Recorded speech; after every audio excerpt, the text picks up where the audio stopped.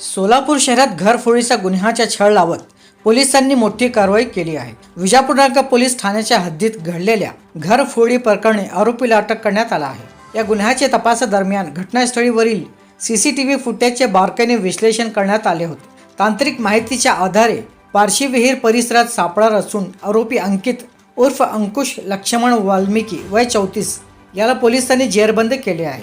त्याच्यासोबत विधी संघर्षग्रस्त बालक असा एक साथीदारही ताब्यात घेण्यात आला आहे। अटकेनंतर आरोपींकडून 13,94,080 रुपयाचा मुद्देमाल जप्त करण्यात पोलिसांना यश आलं आहे।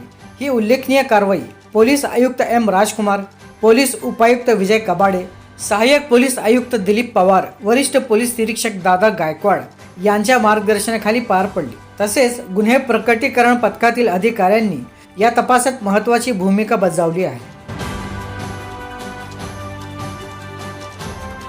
4/2/2026 रोजी विजापूर नाका पोलीस स्टेशनमध्ये एक घरफोडीचा गुन्हे दाखल करण्यात आला होता।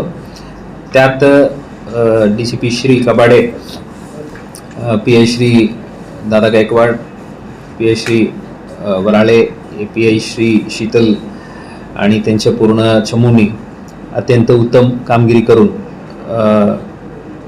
ते गुन्हे उघडकीस आणलेले आहेत। आणि FIR नुसार 24 तोले सोने या घरफोडीमध्ये चोरी झालेल्या अशा फिर्याद होतो। त्यापैकी यांनी अंकित उर्फ अंकुश लक्ष्मण वाल्मिकी आणि त्यांच्या नातेवाईक एक विधी संघर्ष बालक अशा 2 आरोपी ताब्यात घेऊन त्यांच्याकडून 22 तोले सोने रिकव्हर करण्यात आलेले आहेत।